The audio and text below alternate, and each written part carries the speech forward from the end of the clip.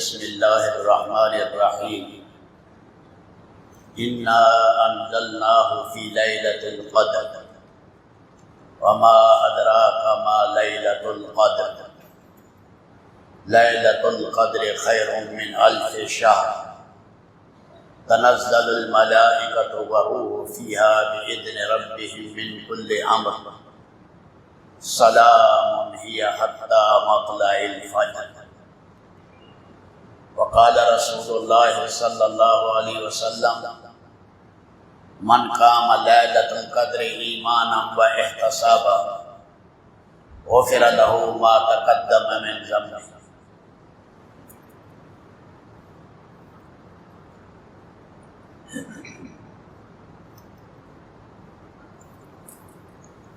اللہ تعالی نے ارشاد فرمایا یخلق ما یشاء و یختار، اللہ تعالیٰ جس چیز کو چاہتے ہیں پیدا کرتے ہیں اور جس چیز کو چاہتے ہیں اس کا چناؤ کر لیتے ہیں۔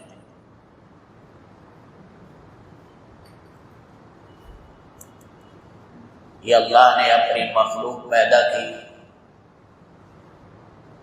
اس میں اللہ نے انسان کو اشرف المخلوقات قرار دی اور اس میں اللہ نے انبیاء علیہ السلام کا انتخاب کیا، اصطفیٰ کیا، چناؤ کیا، چھانٹا۔ وہ اپنی امتوں میں برگزیدہ تھا، اللہ نے خاص الخاص ان کی تربیت کی اور سارے انسانوں میں انبیاء میں سب سے افضل حضرت محمد صلی اللہ علیہ وسلم ہے۔ اللہ تعالیٰ نے زمین کے ٹکڑوں میں جس جگہ کو شرافت دی ہے وہ بیت اللہ ہے۔ وادی میں جس وادی کو اللہ نے قرآن میں ذکر کیا وادی طوا، جہاں موسیٰ علیہ السلام کو تورات ملی، اسے شرف اللہ نے عطا کیا۔ کنویں میں اللہ نے زمزم کے کنویں کو مقام دیا، اس کی شرافت اور مرتبے کو کوئی نہیں پہنچ سکتا۔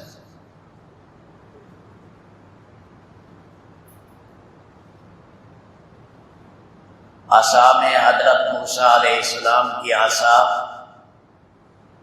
اسے حیرت انگیز معجزے اللہ نے ظاہر کی۔ جانوروں میں حضرت صالح علیہ السلام کی اونٹنی قدرت کی حیرت انگیز نشانی تھی۔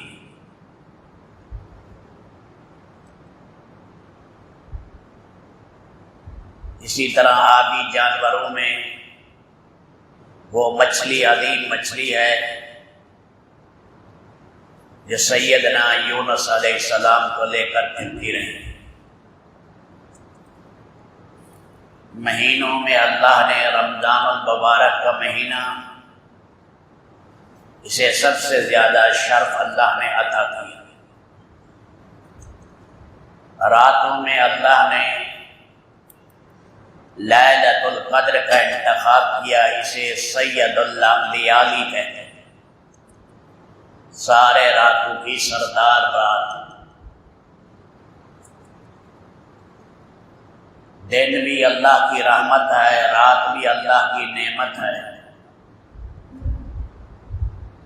لیکن رات کو دن پر فضیلت ہے۔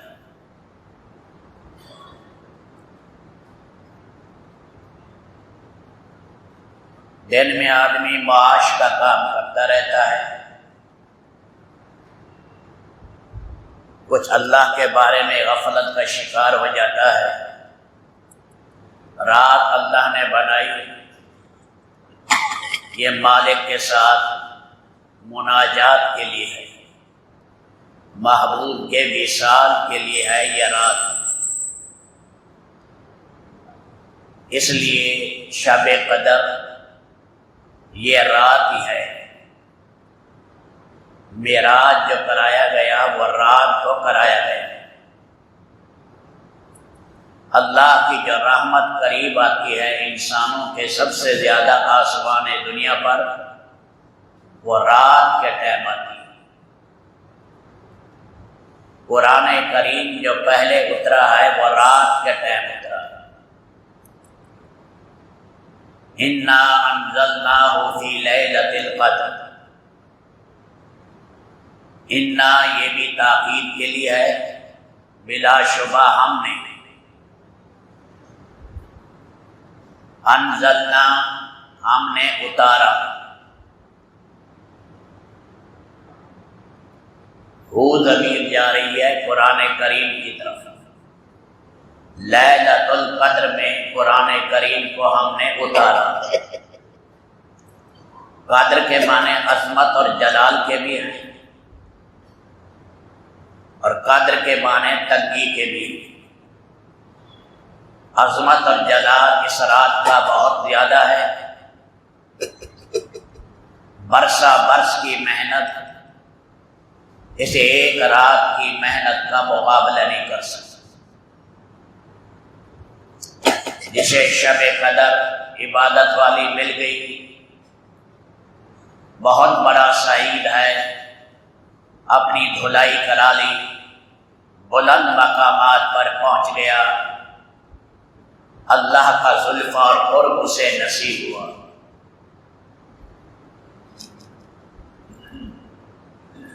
ایک ہی رات اتنی عظیم ہے۔ قدر کے معنی تنگی کے بھی ہیں، اتنے ملائکہ اترتے ہیں کہ زمین میں ایک بالش جگہ بھی نہیں رہتی جہاں اللہ کے فرشتے نہ ہوں۔ پوری زمین ملائکہ سے بھر جاتی ہے۔ جبریل علیہ السلام یہ سارے فرشتوں کے سردار ہیں، اور نبیوں کے پاس وحی لانے والے ہیں۔ یہ بھی اس رات میں آتے ہیں، بیت اللہ پر جھنڈا گاڑتے ہیں، اور پھر ملائکہ کے ساتھ ساری زمین بھر جاتی ہے، اس میں اترتے ہیں۔ صالحین کے ساتھ جبریل علیہ السلام کا مصافحہ ہوتا ہے۔ اس کی نشانیاں حدیث میں بتائیں کہ دل میں رقت آ گئی اور آنسو بہہ پڑے۔ تو یہ قرآن کریم سب سے بڑی نعمت ہے اس امت کو جو دیا گیا۔ یہ رحمان کی کلام ہے، اللہ ہمیشہ سے ہے، اللہ کا علم بھی ہمیشہ سے ہے، اللہ ابتدا سے پاک ہیں، اس کی ہر صفت بھی ابتدا سے پاک ہے، اللہ کی کوئی صفت مخلوق نہیں۔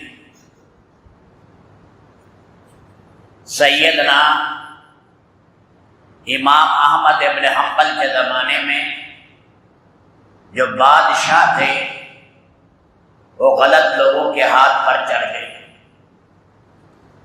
اور کہنے لگے یہ قرآن کریم مخلوق ہے، حادث ہے۔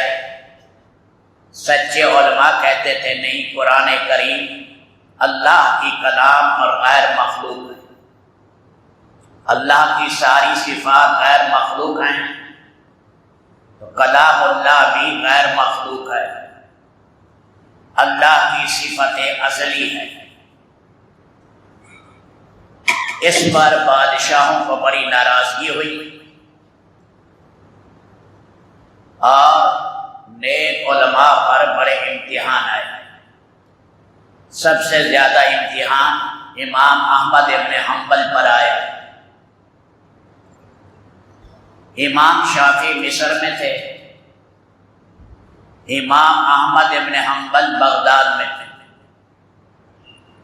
خواب دیکھا حضرت امام شافعی رحمۃ اللہ علیہ نے،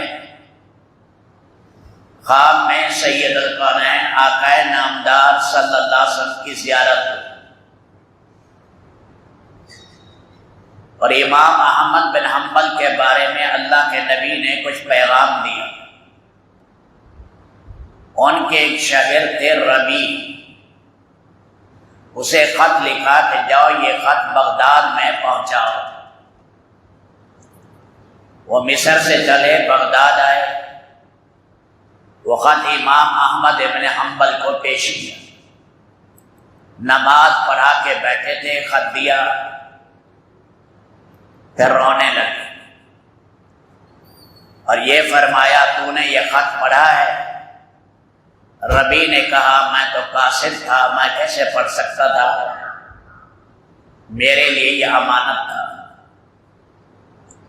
فرمایا اس میں امام شافعی نے یہ کہا ہے، محمد ابن ادریس نے، امام شافعی کا نام ہے، کہ اللہ کے نبی صلی اللہ علیہ وسلم نے مجھے خواب میں کہا کہ احمد سے کہو تیرے اوپر ایک سخت امتحان آئے گا، اس میں ثابت قدم رہنا،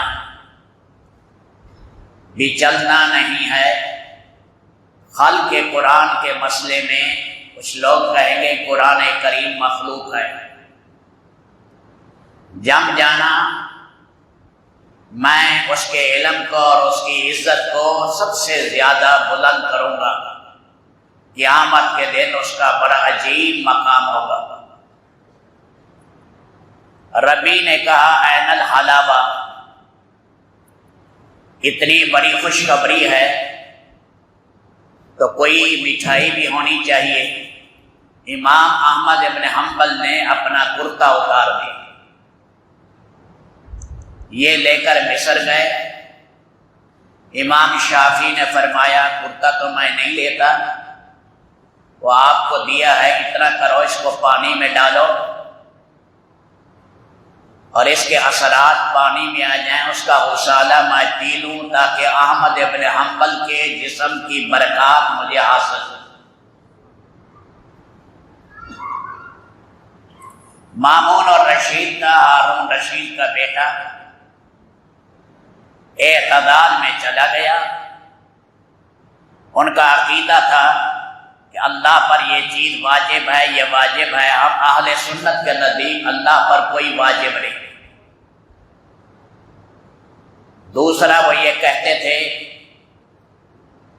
کہ اللہ کا دیدار قیامت کے دن نہیں ہوگا۔ تیسرا وہ یہ کہتے تھے قرآن کریم مخلوق ہے، یہ حادثہ ہے قرآن کریم، اسے غیر مخلوق نہ کہو۔ اس میں بادشاہ کو خاص شغف ہوا اور اس میں بادشاہ کی مجلسیں لگتی تھی اور غلط قسم کے لوگ اسے مل گئے اور غلط راستے پر چلائے۔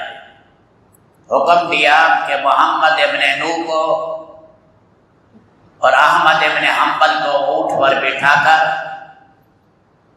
یہ مامون ترسوس گیا ہوا تھا، کہ بغداد سے ترسوس لایا جائے، ان کے پاؤں میں بڑی بھاری بیڑیاں ڈال دو، مجرم بنا کر قیدی کی شکل میں لاؤ۔ انہیں اونٹ کے ہودج میں کجاوے میں ڈالا گیا، بڑی بھاری بیڑیاں ڈالی گئیں۔ راستے میں ایک دیہاتی ابو الہیثم ملا، اس نے کہا احمد ایک بات سننا، میں بڑا ڈاکو ہوں، چور ہوں، ہزاروں کوڑے، 18,000 کے قریب میں کوڑے کھا چکا ہوں، پھر بھی میں اپنے اس غلط روش سے نہیں ہٹا۔ احمد تیرا مسئلہ ہے دین کا، اگر تو پھسل گیا امت پھسل جائے گی۔ میں گناہ کی خاطر جم سکتا ہوں تو حق کی خاطر نہیں جم سکتا۔ اس لیے احمد ابن حنبل ہیثم کے لیے دعا کرتے تھے، اے اللہ اس کی بخشش کر، اس نے میرے حوصلے میں بڑا عزم پیدا کیا۔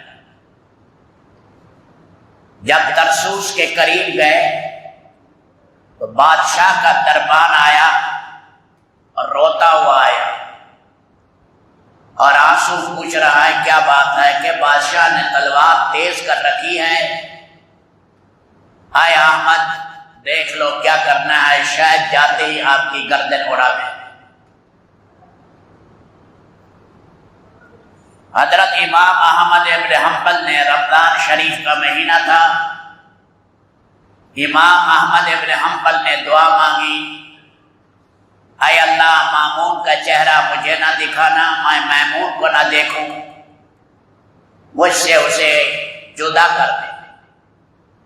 اللہ کی شان ایسی دعا قبول ہوئی کہ رات کے تیسرے پہر میں رونے کی محل سے آواز آئی ترسوس کے اندر کہ بادشاہ مر گئے، مامون اور رشید مر گئے۔ لیکن مرنے سے پہلے یہ کہہ گئے معتصم باللہ سے کہ اس مسئلے کے اندر احمد کو نہیں چھوڑنا۔ اب بغداد کے اندر معتصم باللہ آ گئے، انہیں ترسوس سے پھر واپس لائے بیڑیوں میں۔ راستے میں محمد ابن نوح کا انتقال ہو گیا، یہ لائے گئے اور ایسی بڑی بیڑیاں تھی ہاتھی کو اونٹوں کو ڈالی جائیں، اوپر اٹھاتے اور چلنا بھی اس کے ساتھ مشکل تھا۔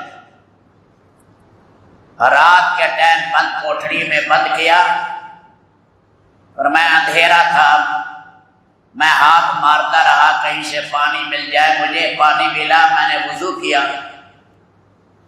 میں اللہ سے دعا مانگی، اسی حال میں روزہ رکھا میں نے۔ صبح مجھے بادشاہ کے سامنے پیش کیا گیا، دلائل چلے، 3-4 دن تک دلائل چلے، جو جھوٹے علماء تھے وہ جواب نہ لا سکے۔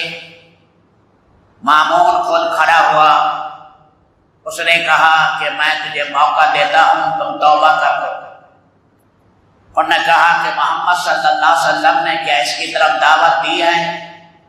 وفد عبد قیس کو کیا تلقین کی؟ آپ کن چیزوں کی دعوت دیتے تھے؟ تو مجھے حق سے کیسے ہٹاتے ہو؟ جلاد کھڑے تھے، جلاد آتے، کہا غیر ضرور اوپر کے کپڑے اتار لو، صرف صدر والا کپڑا باقی رکھو، اور ہر جلاد سے کہا گیا کہ زور سے کوڑا مارو۔ کوڑے مارے جاتے، 2 کوڑے مارتے پھر وہ ہٹ جاتا۔ اس طرح 80 کے قریب کوڑے مارے۔ 3 کوڑوں کے بعد امام احمد ابن حنبل کا دماغ معاف ہو گئے۔ فرماتے اگر ہاتھی پر بھی لگتے ہاتھی بھی بیٹھ جاتا۔ اسی حال میں رہے، پھر رب العالمین نے اس معتصم کے دل میں رحم ڈالا، ڈر گئے کیونکہ باہر مجمع بہت زیادہ تھا جو کلمے اور دعوتیں لے کر کھڑے تھے، ہزاروں سے بڑھ کر لاکھوں تک تھا کہ احمد ابن حنبل کوئی حدیث سنائیں گے۔ سارا مجمع دعا گو تھا کہ اتنے عرصے سے حلقہ حدیث کا درس جو ہے وہ رکا ہوا، اتنے کوڑے لگے، ان کوڑوں پر ہر طبیب کو بلایا گیا۔ طبیب نے کینچی کے ساتھ وہ خشک جو گوشت ہو گیا تھا، چمڑا ہو گیا تھا، اسے کاٹا۔ 15 دن معتصم کے پاس رہے، روزہ پانی سے رکھتے، کھجور پر افطار کرتے۔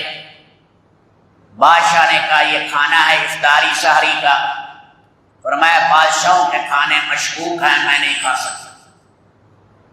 15 دن کے بعد انہیں گھر لے جایا گیا، اور بعد کے اندر معتصم کا بھی انتقال ہو گیا، اور امام احمد ابن حنبل کا درس شروع ہوا، لیکن بیماری ساتھ چلتی رہی، اور اس کے ساتھ اللہ کی شان اللہ کی بارگاہ میں فوت ہوئے۔ جب جنازہ تھا اس جنازے میں اندازہ لگایا گیا، جو گورنر تھا اس نے جگہ کی پیمائش کرائی، اس کا اندازہ 17 لاکھ کا تھا۔ امام ابو زرع کہتے ہیں کہ 25 لاکھ کا مجمع ہوگا احمد ابن حنبل کے جنازے میں، شاید اس امت کے اندر اتنا کسی کا جنازہ نہ ہو۔ 18,000 یہودی، نصرانی، عیسائی ان کے جنازے کو دیکھ کر ایمان لائے۔ 25 رمضان کو رب العالمین نے انہیں نجات دی تھی اور اللہ نے انہیں بلند کیا۔ یہ قرآن کریم کی برکت۔ ان کے استاد تھے بشر، وہ بشر کی زندگی اچھی نہیں تھی۔ جا رہے تھے، قرآن کریم کا ٹکڑا ملا لکھا ہوا، اسے چوما، جا کر گھر میں ادب سے رکھا۔ خواب میں دیکھا اللہ یہ کہہ رہے ہیں بشر تم نے ہمارے کلام کا احترام کیا، ہم نے بھی تیرے تزکیے کا فیصلہ کیا۔ ایک حدیث میں آتا ہے کہ اللہ کے نبی نے دیکھا قرآن کریم مصحف کے اوراق نیچے پڑے تھے۔ آپ نے فرمایا لعنت اس شخص پر جو قرآن کریم کو نیچے رکھ دے۔ اس کا احترام یہ لازمی اور فرض ہے۔ حضرت ابو ہریرہ سے بھی روایت ہے، حضرت علی کرم اللہ سے روایت ہے، ارے قرآن پڑھو، قرآن سیکھو، مرو گے فرشتوں کے طاطے بن جائیں گے، فرشتے تمہاری قبر پر دعائیں مانگنے کے لیے ایسے حاضر ہوں گے جیسے تم بیت اللہ کو جاتے ہو۔ یہ مقام اللہ دیں گے تمہاری قبر کو، ملائکہ کے سلام آئیں گے، رحمتیں آئیں گی۔ قرآن کو سیکھو، قرآن کو قابو کرو۔ تو بشر کو اللہ نے بڑا مقام دیا۔ حافی کہتے ہیں ننگے پاؤں۔ بس اللہ کسی کی کوئی بات قبول کر لے۔ فرمایا کرتے تھے میں گنہگار ہوں، میں نے بڑے بڑے جرم کیے ہیں، میں ایسی حالت میں رہ جاؤں کہ میرا مالک میرے اوپر ترس کھا لے، اس لیے ننگے پاؤں چلتے تھے کہ شاید میرے مالک کو میری حال یہ پسند آئے اور اللہ میری بخشش کر دے۔ اللہ کی شان، گھر سے جس راستے سے مسجد آتے جانور اس راستے میں گوبر نہیں کرتے۔ ایک جانور نے گوبر کی، اگلے نے انا للہ پڑھی کہ آج بشر کا انتقال ہو گیا، آج راستے بھی صاف نہیں رہے۔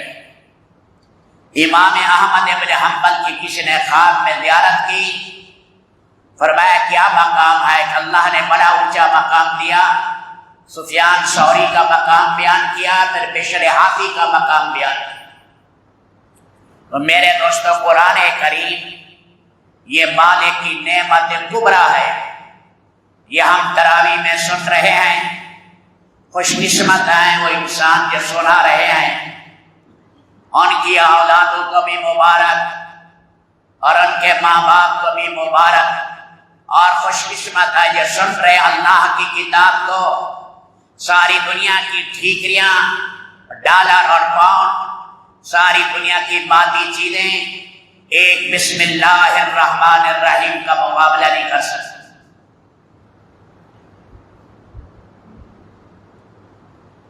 نافع مدری، اس نے 70 سال مدینہ منورہ میں قرآن کریم پڑھایا اور ان کے منہ سے کستوری کی خوشبو آتی۔